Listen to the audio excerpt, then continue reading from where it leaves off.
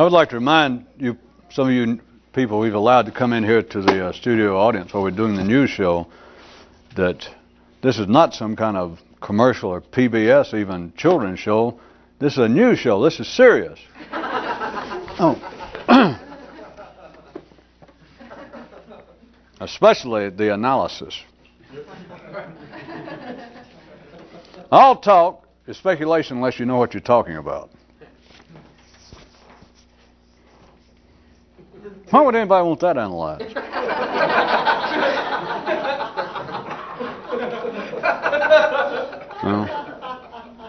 As always, those of you who are good at this, you understand if you start off this part and said all talk is speculation. You could take that as being a social critique. It's just a nice way, if you're ordinary, of saying no one knows what they're talking about. God, what a major breakthrough. What kind of drugs did you have to take, to figure that out? But see, ordinary minds won't let it stop there. If that be a fair representation, that no one knows what they're talking about. Notice it has no qualifications, no conditions, just that anything that people say is not a reflection of anything stable or serious. It's a watercolor left out in the rain.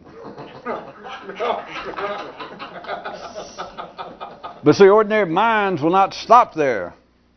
Not hardly. Not as long as they've got a finger to rest on. They will not stop there, because they will go ahead and say, all right, that's true. I can live with that. I agree to that, in fact, that no one knows what they're talking about. But listen to that tone. I'm doing a great imitation. I hate to say it, but we don't have time for humility. They won't let it stay there. In fact, my tone was supposed to give you the rest of it. Your nervous system knows the rest of it. I'll go ahead and put the words on it for you. But the rest of it is, well, no one knows what they're talking about, comma, or those of you that like it, dash. No one knows what they're talking about, and that's not good. All right? I mean, how could it be good? I mean, if you're going to add anything, what are you going to say? No one knows what they're talking about, and hooray for everybody. If there's anything coming after that, it's got to be what? It's got to be some kind of critique. It's got to be some kind of observation of the negative, obviously, the negative aspects of people not knowing what they're talking about. According to this news item, I would not bet so quickly. This says all talk is speculation unless you know what you're talking about.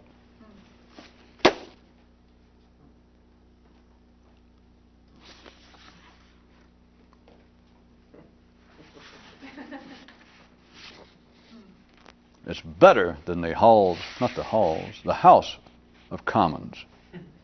That kind of silence. We will, due to the lack of time, we will accept that as being a widespread, if not unanimous, vote of yes, we understand. All talk is speculation. That's a fact. That's just a fact. That is not really just a news story. That's a fact. All talk is speculation. The only talk that's not speculation is literally and figuratively, of course, down to the level. If it was talk that's not speculation, it is something like, yes, my mother's buried right there. Rather than mother, take any idea that you're talking about. If it is not speculation, what it is the identification of a dead place, of a dead idea. Wait a minute, I know exactly what I'm talking about. If that's true in some instance, then what are you talking about? What you're saying is, I know that idea exactly. This is plot number 217 on the north side, right where the sun is real nice during the springtime. Other than any possibility that you're identifying where a deceased idea rests. Other than that, then all talk is speculation. But the news item also points out, now that we've established it as a fact, that all talk is speculation unless you know what you're talking about. See, the last part is what no one would ever dare say. You mean because of a fear of seeming dishumble? No, because they would never think to say it.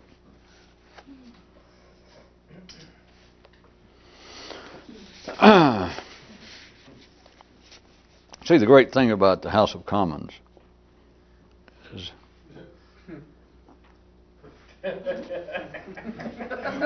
not the silence. I just made that up.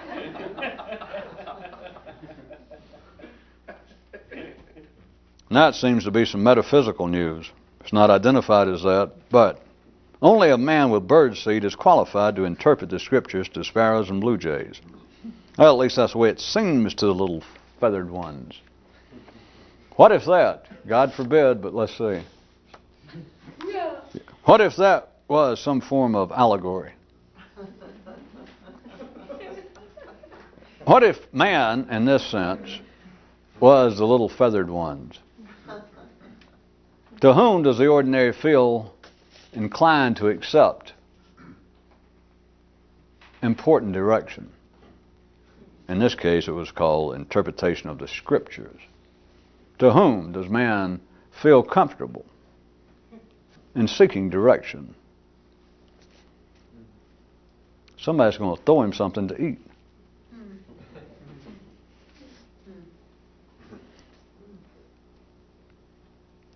Might I suggest that we would find very few men who would admit to that? But that's easy to describe, and it's not because men are nefarious, slimy, sneaky creatures. It's because an ordinary man could be presented with that blatant fact and go, what the hell does that mean? It still reminds me of the House of Commons.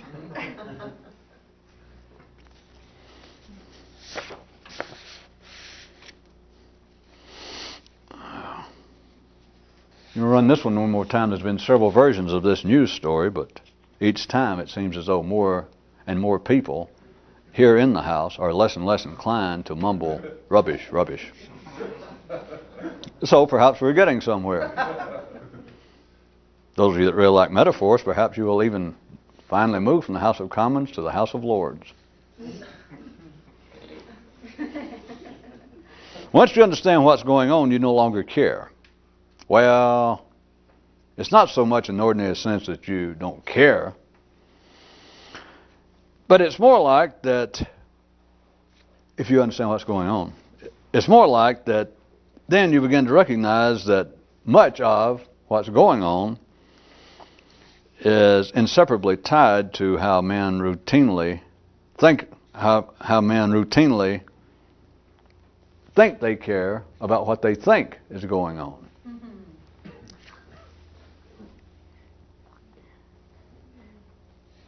You can't fake being quiet. You can't fake being a hero. You can't fake, and by heroic now, I mean like in the sense, the mythical heroes. You can't fake being a quiet, all-knowing samurai warrior, Zen samurai warrior. You can't fake being a quiet, knowledgeable hero. Which, of course, is part of what makes religion and myths so popular.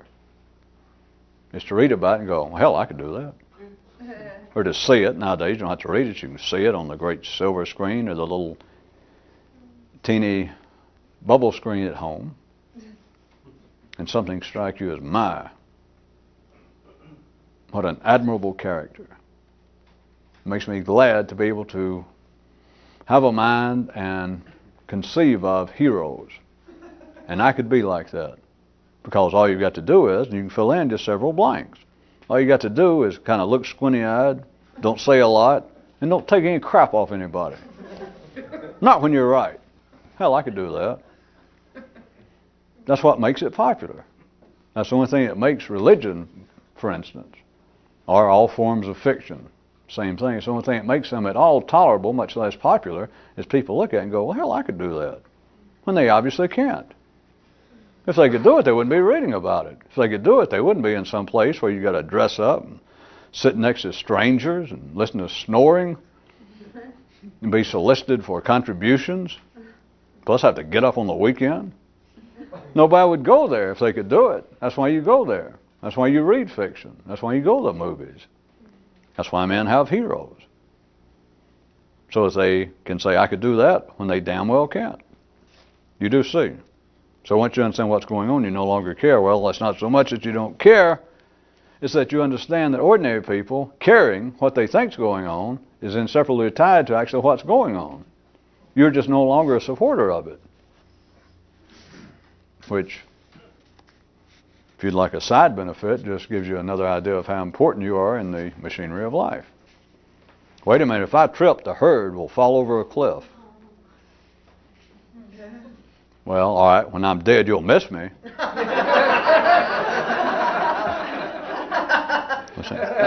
That's where you normally go from saying, well, if I leave, the herd will miss me. And the herd sort of, that is a collective reality of humanity, sort of reacts the way you did when I first said that, well, if I trip or if a man trips, he feels like the whole herd will go and you all just sit there. That's kind of the reaction you get. Then you have to narrow it down to, well, and then you've got to narrow down not only what you said, but you've got to narrow down the audience to which you're playing. That is, your family or close friends that think that there's some possibility that they might be remembered in your will. Yeah. Then you can pull, well, all right, but when I'm dead, you'll miss me. And those that have some hope for a future reward will go, oh, you're right. Life will never be the same without you. Why, aren't you feeling good?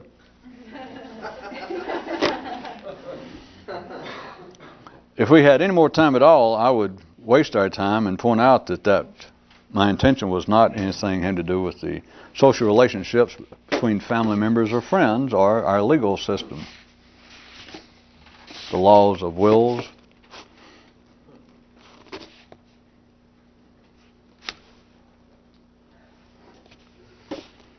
Yes, but when I'm gone, won't you miss me? Who could say that to themselves? And all the little neurons on the back bench holler, rubbish, sir, rubbish. That's why so seldom the Queen shows up there in the House of Commons. Only when she's forced to by law. For those of you who don't know.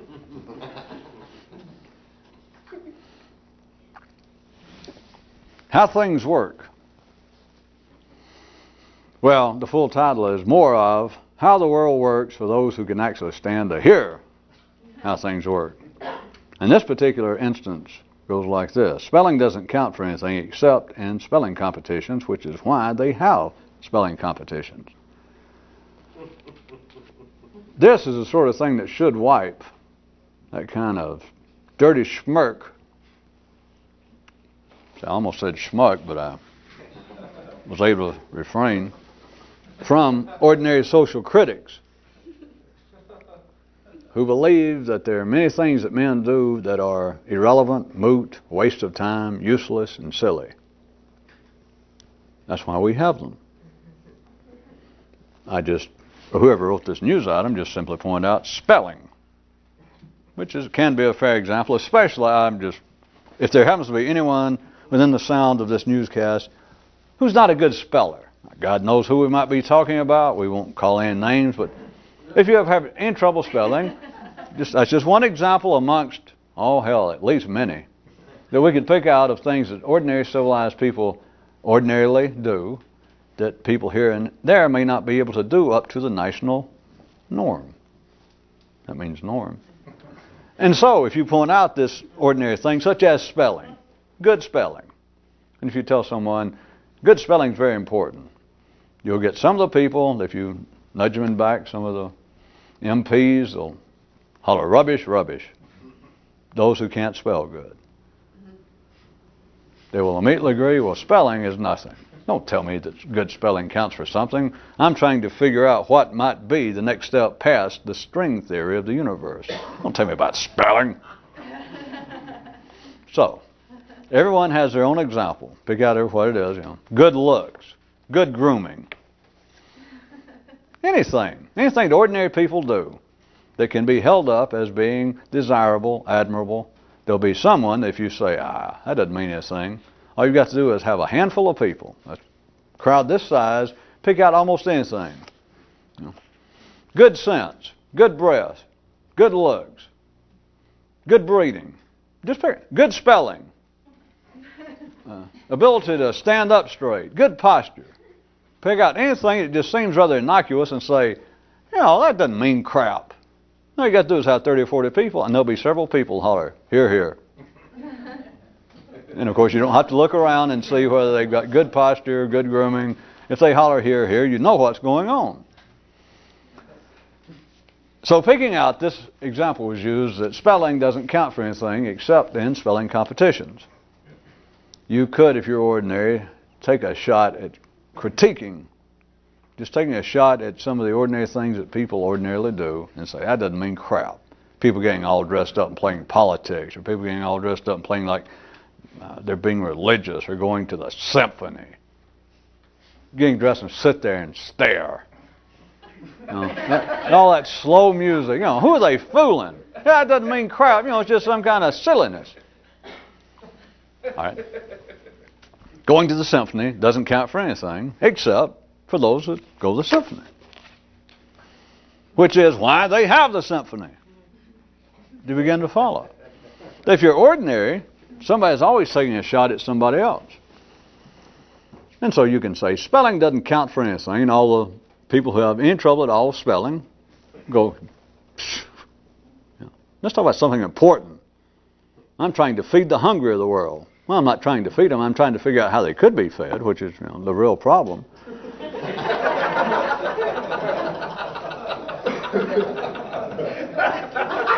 And I sit around, I think about this a lot. Don't tell me about spelling. Jesus. So, from any view you want to take, from any view, which there was no tonight that had to do with religion, I noticed, I guess not enough of you are faux hunters. The definition had to do with critics of religion, which you could take as being critics of anything man does, by the way, since I'll drag it in right quick. Critics of the arts. I'm just using religion again in the sense of it being the widest example of all of man's cultural experience and phenomenon, but it went that critics, it was a definition, was critics of religion, critics of culture, critics of man. The definition was the sharpshooters on a snipe hunt. And I got a feeling still from looking at you people, a snipe hunt is you send people out to look for this fictitious little creature out in the woods. It's a kind of real dumb initiation that men seem to, I guess some of you women really don't know, but that men seem to put other men through, like get some little, especially the real bad, that's wrong, it'd be the real good spelling, little geeky nerd, and you say, you want to be one of us? He says, I don't drink any beer, or, I don't look at Playboy. Nah, this is more serious than that. We're going out in the woods tonight. It's the one time every 6 months that the snipes show up out here next to my grandfather's farm. And if we'll take this croaker sack, it's a big old burlap bag, if we go out there and you catch one, and we catch one, then you'll be a real guy. You'll be a real man. And of course you send out this little poor fella. And he sits out there all night, freezes his toenails off and gets all bitten and scared looking for the deadly, but manageable snipe.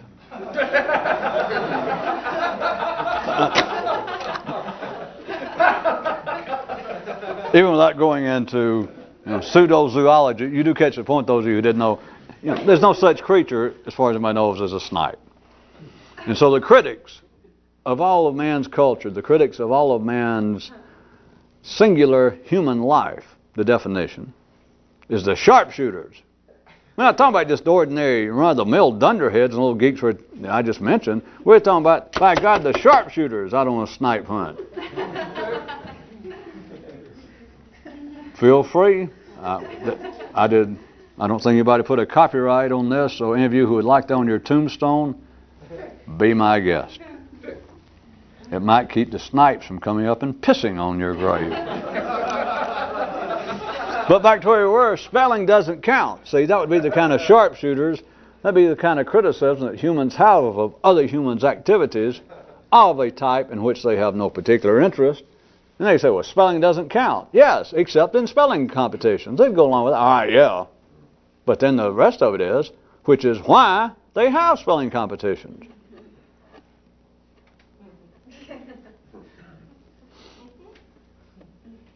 roundup version, you could say all forms of human culture, everything that's singular to man, all forms of human culture is a waste of time, which is why we have it. And of course, any reasonable snipe collector after hearing that would say, I'm getting out of here. I'm going back to the farm. All right, a few more. As a matter of fact, we did have the one. There was definition, critics of religion. Critics of all specific human endeavors. But by now, you should be able to interpret yourself when we use just the term religion. All of man's culture, all of his arts, all of his sciences, everything that man does that makes him unique. Critics of religion. The sharpshooters on a snipe hunt. But there was additions to this in the original news story.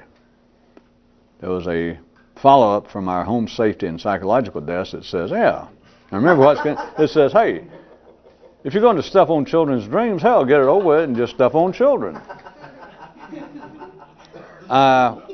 Again, hopefully, foolishly, I don't, trustingly, feel certain that you understand this has nothing to do with child rearing.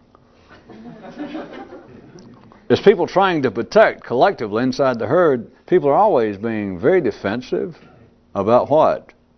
Well, I mean besides everything. Well, about such things as religion. Well, nowadays, the term generally is nowadays political correctness, which is not, because that, maybe I shouldn't bring that up as an example, but every now and then, I guess we can try to make the news sound up to date and hip. Is all the various areas within the herd of humanity, within the collective, must find their particular neighborhood, their culture, their religion, their race, nowadays their particular sex, to be very defensive about it. And it's not a joke. It's not to say, well, that's ridiculous. It is a part of the mechanism by which humanity defends life through its own various subdivisions. So each faction of life in man is like a childhood dream.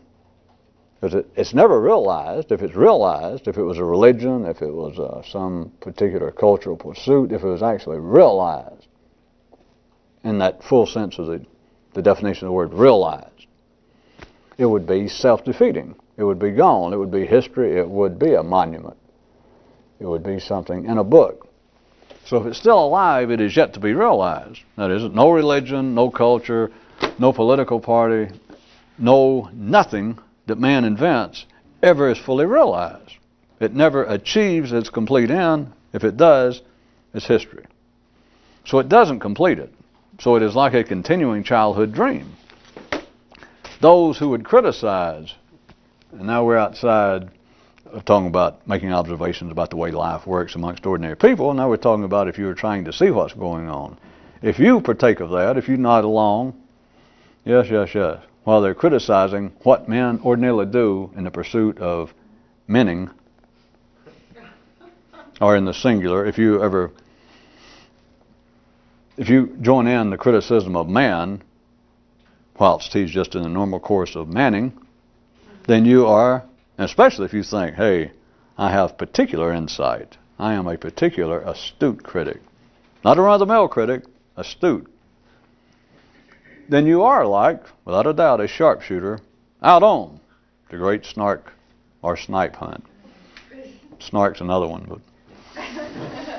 And so to do that and to take it seriously, for you to think you're doing it or to nod along about the agreement of how stupid, what great living examples of Philistinism is this particular aspect of human behavior. To believe that, you are not only, as per this, you're not stepping on children's dreams. Not just that. The news item says, get on past that. Step on the children.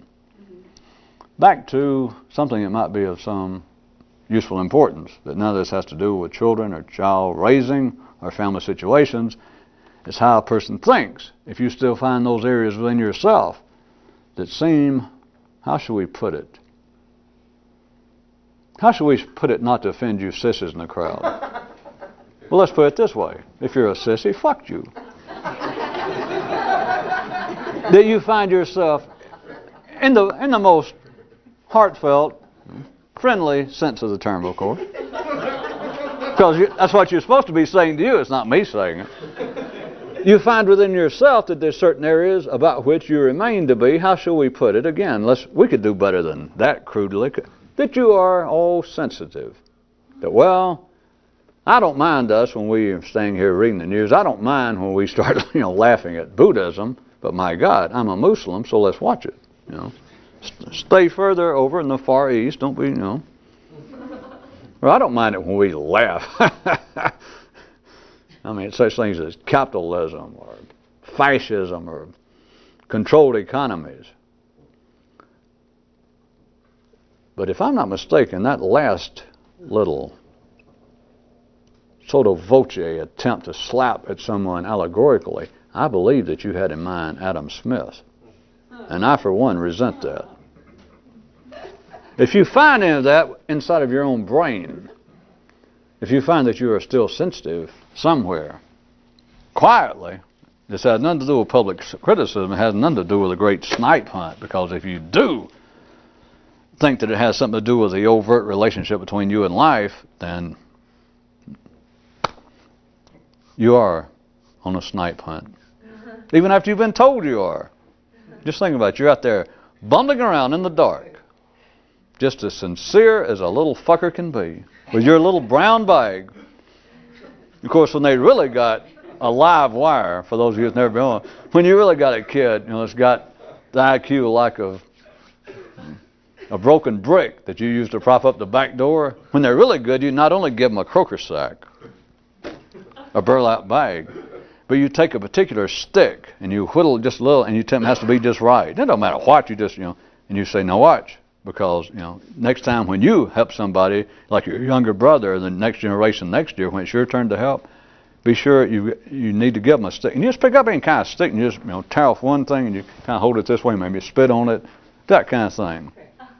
Well, you've all been to church or temple. You've seen people. You do shit like that, and you give the kid that. So he's got the crooked bag in one hand and the stick in another. And then you say, open your mouth, and you cram a flashlight in his mouth. And he's out there all night in the cold by himself. And, of course, you really don't have fun. You and the rest of the guys kind of hang around, and periodically you get behind trees and you go. Again, if that sounds too harsh or too strange, it just shows that you people have never been to church, or it's been so long you've forgotten what they do there. They send you on a snipe hunt, but all you got to do is sit there.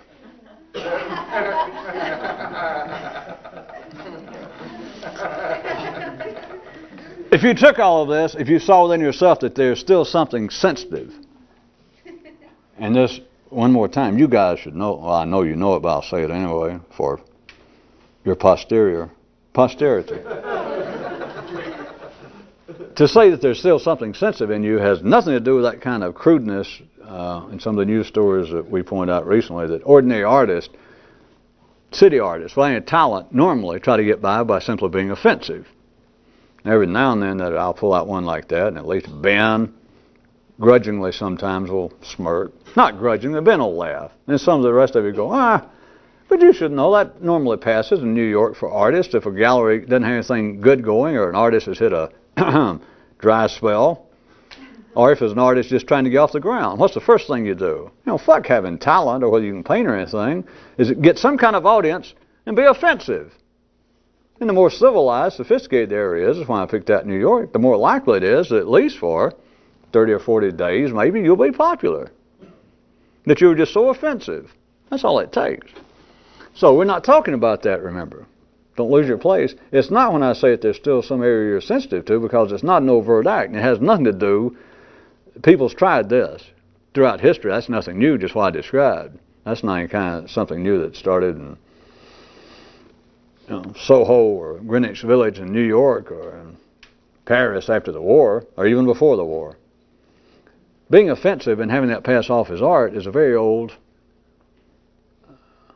crude attempt amongst the collective. But there is also a more subtle attempt that people have tried that would seem to be more philosophical than artistic, and that is, don't lose your place. That is, a crude version, a lesser version of what I'm talking about now, is that people, even amongst themselves, or they will encourage others, hey, if you find something you're sensitive, it's like a sore. And what you ought to do is really rub it. That is, if you find that you're very religious and you don't know why, is be profane. You know, this in some way would be good for you. Not to make yourself a name as an artist, but they say it'd be good for you in some way psychologically or even metaphysically. If you find that you really like your family, start to yourself thinking, boy, you know, my family stinks. That's not it. You understand? That's the old thing of the idea that, well, you would be more enlightened if everything that you thought was decent and holy in life, you went out and pissed on it. That you went out and spat on churches. That you laughed at everybody else's drug. I'm sorry, religion. That was a news item a few nights ago. I just wanted to see if anybody remembered. That it said, if this is Thursday, don't laugh at another man's drug. See, some of you thought it was going to have something to do with Belgium. Package tours are passé. It is not being offensive in some overt manner. Not only does that not have anything to do with this, not only does that not count, that's just suicidal. So it's not that you find that wired up within you, and by now if you know anything, you know that whatever is wired up in you, kind of ordinary thinking you have, the way in which you're tied to collective, it makes, how should we put it, not a royal goddamn what it is you think. Doesn't matter whether you grew up Jewish or Catholic or black or green. Certainly it matters. You guys are getting good enough to always have to point that out after I say it doesn't matter. You know damn well it matters.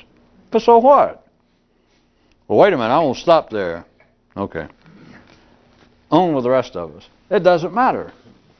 That is where it came from. Because we've established where it came from. The question is, were you born? Yes? All right. Is this not being offensive to that and to say, well, I know what's holding me back. It's that straight-laced Catholic background of mine. So therefore, I'll become an anti-cleric. I'll write letters, or I'll make obscene gestures every time I see a nun. That's not it. People try that. That is not old. I mean, that is not new. It is not what we're talking about. It is not the kind of sensitivity in which you're trying to be offensive to someone. What I mean by the sensitivity of, if you are a critic of man, you are the kind, you think you're a sharpshooter on a snipe hunt, and what you're doing is simply kicking at children's dreams. Do you see the intended, although I don't like to talk about it on the kind of tapes that may make it out in the public, but there is a kind of willful and controlled and meaningful different level of sarcasm in the original definition. Critics of religion.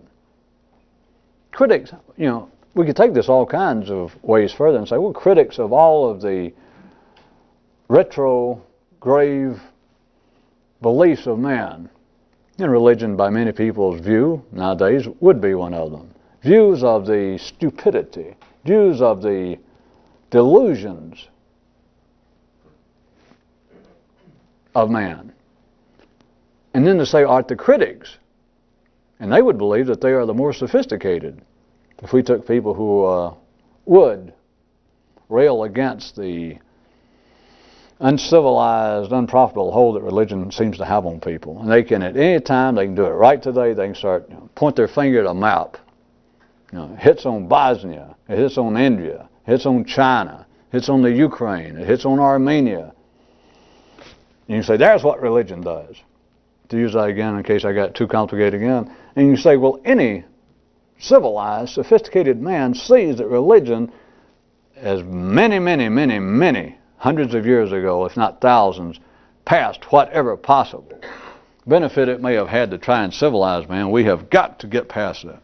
And it sounds It will pass in many, many areas as being the height of sophisticated, educated insight. But this is simply outdated ideas. They can do it with sexual morality. They can do it with almost anything. But the little sarcasm here, not just religion, but remember anything that humanity does, any part of the singular life of man. Back to the definition that I was trying to get you to, by just admitting and letting you try to open your mouth and eyes wider, there is a kind of, just between you and me, different degree of sarcasm. Willful sarcasm will say, all right, criticism of man. The sharpshooter on a snipe hunt. That's serious, in quotation marks, sarcasm. You're not just out there, that dumb kid with a flashlight in his mouth and a meaningless sharp stick and a Kroger sack looking for a non-existent animal. I mean, hell, we can get any kid to do that. If you're a social critic of man, you're not that dumb kid out there. You're not a foot soldier. You need some kind of special little hat. A little beret. That's what they call them out in that part of the country. Perhaps a little green beret on his little head. And they say, nah, you're not just an average seeker of the snipe. You're a little sharpshooter. Do good and we'll get you a column in a paper. You can review new records. You can review new religions. That's the willful sarcasm I was trying to get you to see. Is men believe that there's a great deal of difference. And a guy staying around some cheap bar down in Tuscaloosa drinking beer and looking up the TV periodically and making fun of the Pope or making fun of our president or making fun of the president of France, who of course deserves it. But that they would say, wait a minute, there's a difference between that. Anybody can do that. But wait a minute. Look here, coming on TV now. And it turns out it is the head of the sociology department at Oxford. A man with a string of credentials, a man who looks nice. He is obviously not the kind given to hanging around bars in Mississippi. And he begins to make some little observation about a criticism, a critique, which of course sounds better than a criticism, a critique of certain of Europe's prevailing political structures. And the collective wisdom of man would say, and you would agree if you were ordinary, you would say, well, yes, there is a difference between that man's criticism, his intellectual critique of the obvious, or the now obviously breaking down power of the Socialist Party in France and the rise of the right wing, which he is saying is is a natural aftermath of the current breakdown, the recent breakdown of the communist control of East Germany, Poland, Hungary, of all of Eastern Europe, that this is a natural aftermath to expect that quite soon after that, I'm just trying to quote and make up what this guy with the credentials is saying, the kind of breakdown of those more left-wing controlled governments as exemplified by the Socialist Party and Mitterrand in France, and now they are just absolutely, they have lost all semblance of any power. And this guy staying drinking a beer down in that cheap bar back in Mississippi could be looking up, and here comes, Mitterrand speaking funny language, especially if you're a good Southern boy. French sounds funnier than, all foreign languages sound funny if you live down south in your nervous system, whether you live in Mississippi or in India or in China, but especially French. Well, it sounds like a bunch of hairdressers talking anyway.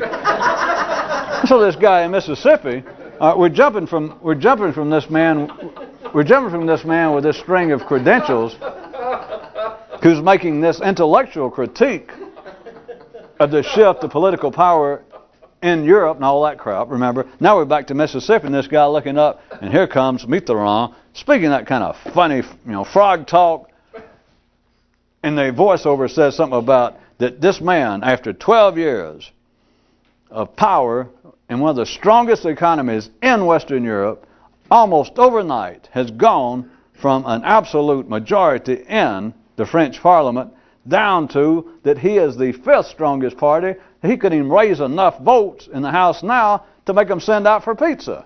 And so they say something like this, and this guy's standing there having a beer down Mississippi, and rather than this intellectual critique and observation of what's going on, thinks, I don't have to. He makes just some smart-ass comment. Like, go get a job. Who is that little fucker? And he says something to his buddies, go, Back to where we were, you can say there's a great deal of difference between a real criticism, an intellectually based criticism of what goes on in life, and just, some drunk, some guy, some plumber down in Mississippi laughing. Yeah, I'll tell you the difference. The former is a sharpshooter on a snipe hunt. Another one's just a kid with a burlap bag and a flashlight in his mouth and that meaningless sharp stick that you got to hold a certain way. Boy, isn't he a laugh? Right. But look back there, that man from Oxford, and he even knows how to pronounce beret. He puts it on after you fit him out, and he says, by the way, it's beret. You go, oh, pardon me. And you give him a rifle made out of a limb. He is now a sharpshooter. But back to you. You remember that this is not involved with social criticism, is it? Back to yourself. You find within you that there are areas that you want to criticize. You're on a snipe hunt. It's just one step from that to thinking, well, if I could afford it, by God, I would go into analysis. It's a snipe hunt. Yes, but you don't know the problems I have.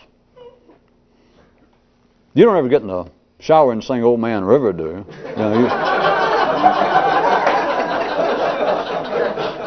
I mean, your mother, you didn't suffer some prenatal scare by your mother, playing a CD soundtrack from Porgy and Bess at the wrong speed or something.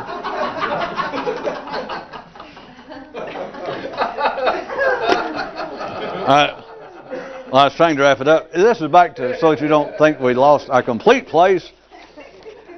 It's back to the bottom part, the middle part. God, that's the only part.